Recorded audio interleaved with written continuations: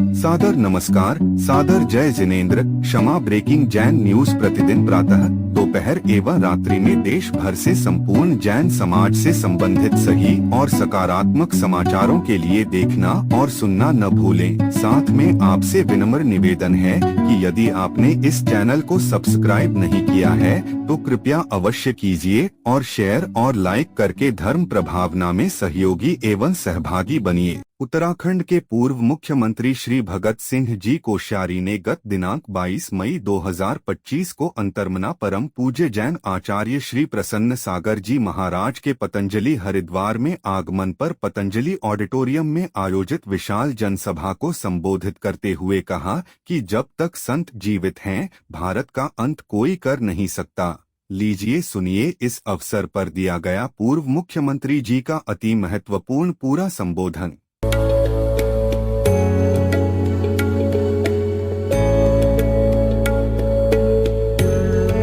एक ऐसी संस्था जो जैन आगम के पथ पर बढ़ने वाले साधुओं की सेवा में दे रही है अपना योगदान और उनके आहार विहार में निभा रही है अपनी अहम भूमिका। साधु सेवा धाम भगवान पार्श्वनाथ धाम काकोरी लखनऊ जो विहार न करने वाले साधुओं के आहार एवं विश्राम की कर रही है संपूर्ण व्यवस्था। आप भी ऐसी ही संस्था के साथ जुड़कर करें अपनी चंचला लक्ष्मी का सदुपयोग।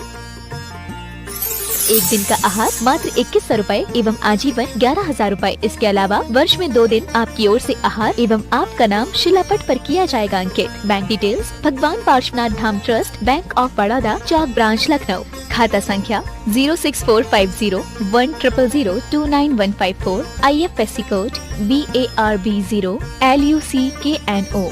दान राशि एवं अधिक जानकारी के लिए संपर्क करें 7007783995 9452017984।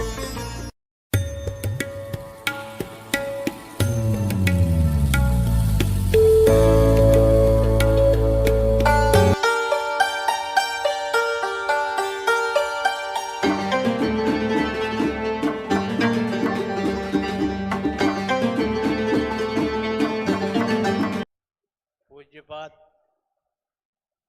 मुनि जी श्री प्रशांत सागर महाराज जी, पूज्य जिनको मैं रामदेव कम राष्ट्रदेव ज़्यादा बोलता हूँ, ऐसे हमारे पूज्य स्वामी रामदेव जी, आचार्य नाम बालकृष्ण है, स्वामी भी बालकृष्ण भी दोनों ही बालकों की तरह से ही बात करते हैं, इतने सरल हैं। तो आचार्य बालकृष्ण जी, मंच पर सभी उपस्थित पूज्य मुनिगण, यहाँ उपस्थित सभी भक्तवृंद, ये कहते हैं कि फिसल गए तो हर गंगे, कुछ ऐसा मेरा भी है।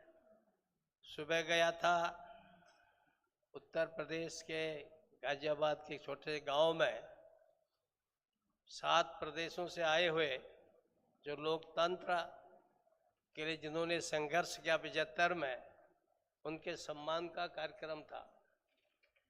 और बीच में हमारे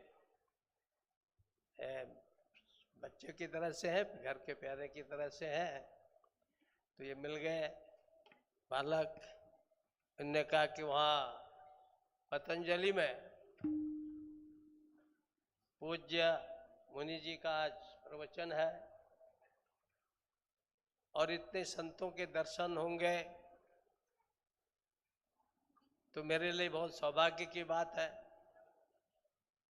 और मैं तो सौभाग्य मानता हूँ कि इतने संत तो है ही हैं जिनके मैं दर्शन कर रहा हूँ, और मैं आप सबके अंदर भी भगवान के ही दर्शन करता हूँ, इसलिए आप सबको भी मैं प्रणाम करता हूँ। वास्तव में आज ये जो संतों का मिलन है, ये जो समागम है, ये भारत की प्राचीन परंपरा है। और हम जितना जितना भारत के विभिन्न दर्शन है उनको पढ़ेंगे, उनकी ओर जाएंगे, इतिहास की ओर जाएंगे, आखिर तक्षशिला, नालंदा, ऐसे कितने ही इस प्रकार के हमारे यहाँ विश्वविद्यालय थे जहाँ दुनिया के संत लोग, फिलोसफर्स लोग, स्कॉलर्स लोग आकर के यहाँ के दर्शन का, यहाँ के ज्ञान का अपना ज्ञान प्राप्त करते थे। और आज हमारे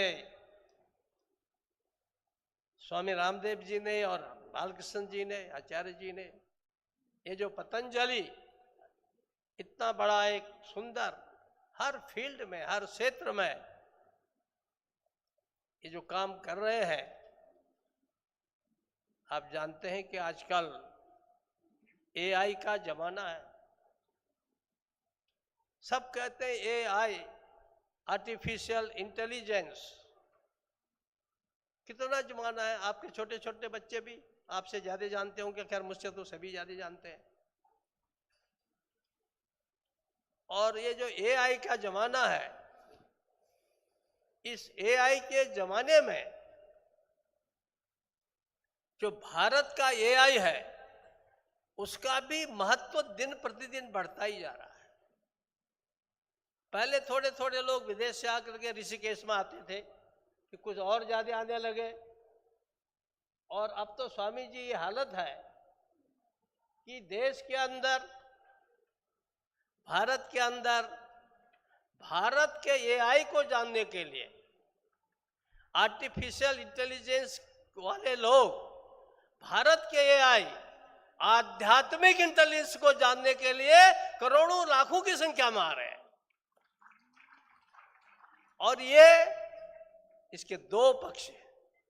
एक जो यहां मंच पर बैठे पूज्य संतगण, ये मेरा सौभाग्य रहा, पूज्य मुनि जी, मैंने महाराष्ट्र के राजभवन में हमारे इतने बड़े बड़े जैन लोग, इतने सेठ होते हैं, मुझे तो कमी देते हैं, औरों को ज्यादा देते हैं, देता ना।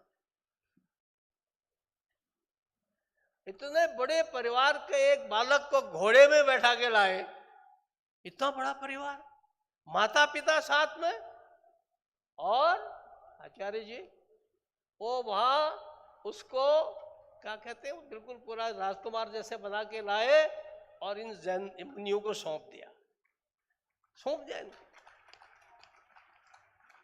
तो ये कितना, इसको अगर समझ जाएंगे तो फिर ट्रंप महाराज हेकड़ी नहीं करेंगे,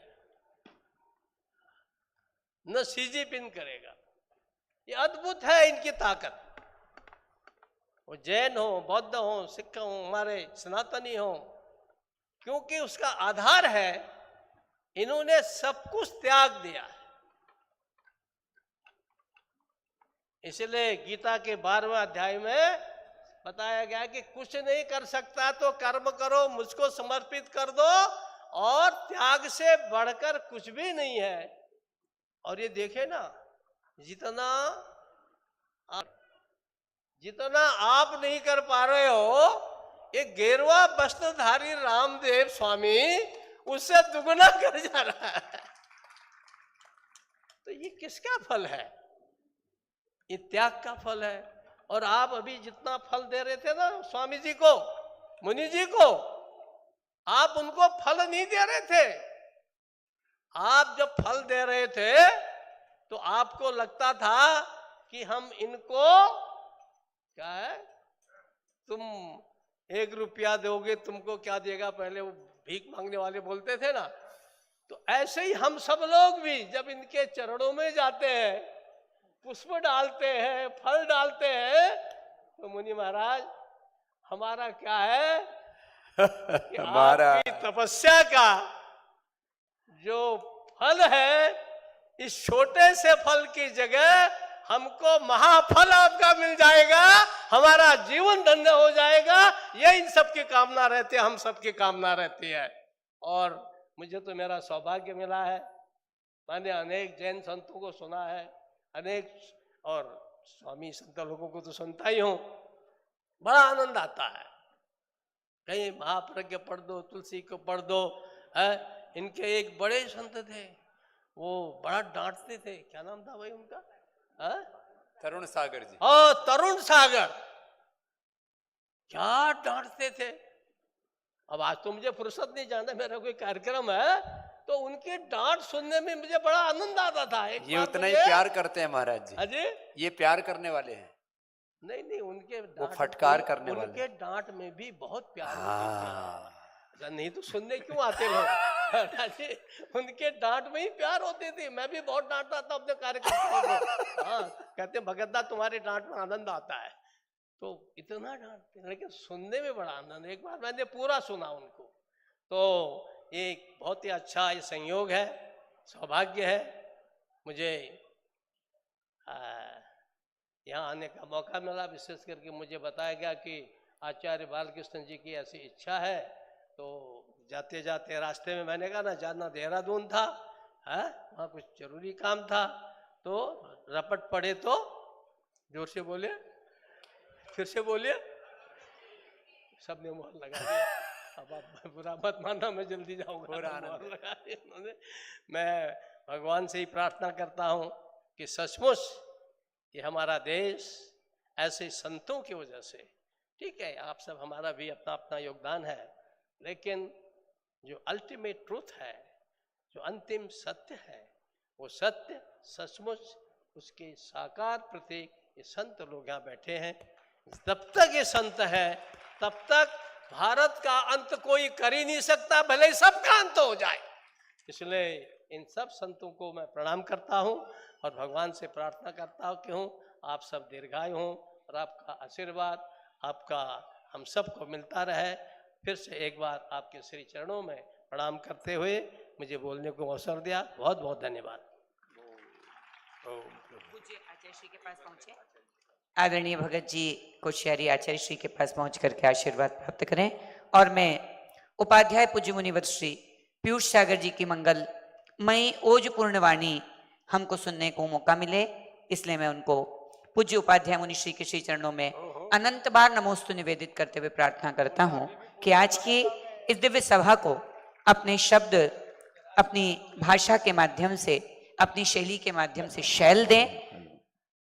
Upadhyay. Kshama breaking Jain news YouTube channel पर विज्ञापन देकर धर्म प्रभावना में बने सहभागी। विज्ञापन देने हेतु संपर्क कीजिए मोबाइल नंबर 9026900740 एवं समाचार एवं वीडियो भेजने हेतु व्हाट्सएप नंबर 9335236222।